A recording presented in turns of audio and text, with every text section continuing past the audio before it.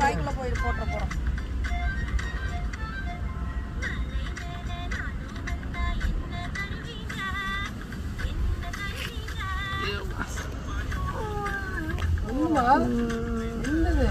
மாமா அடிச்சு போடலாம், அடிச்சு போடலாம். அது போட்டு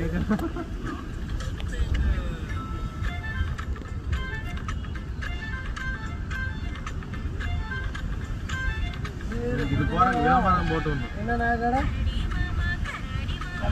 கண்டிப்பா ஓனர் மாதிரி